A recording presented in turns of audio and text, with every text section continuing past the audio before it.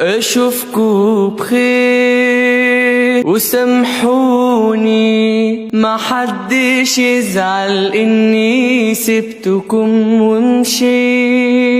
انا في مكان اكيد احسن، ولا بزعل ولا بحزن، بلاش الدمع يستحسن، مادام قدامكوا لسه كتير. رحل عالمنا الآن اللاعب الخلوق أحمد رفعت عن عمر يناهز 31 سنة، ويتسبب مسؤول عن وفاته.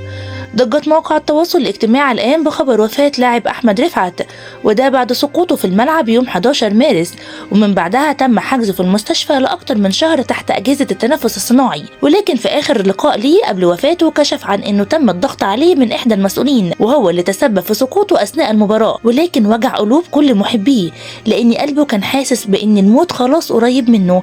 وقال كمان إن ممكن عضلة قلبه تقف تاني، وقال كمان إن هو شايف إن السبب الرئيسي في تعبه ده هو الضغط النفسي اللي حصل له قبل مباراة الاتحاد السكندري، وانه مفيش لاعب ولا اي انسان يتحمل اللي حصل له. واعلن فجر اليوم نادي فيوتشر وفاة اللاعب الخلوق احمد رفعت. وخليني اقول لكم انه سيتم نقل جثمان اللاعب الراحل احمد رفعت من المستشفى الجوي في التجمع الخامس، وصلاة الظهر والجنازة على روحه في مسقط رأسه في مدينة أبشان مركز بلة محافظة كفر الشيخ.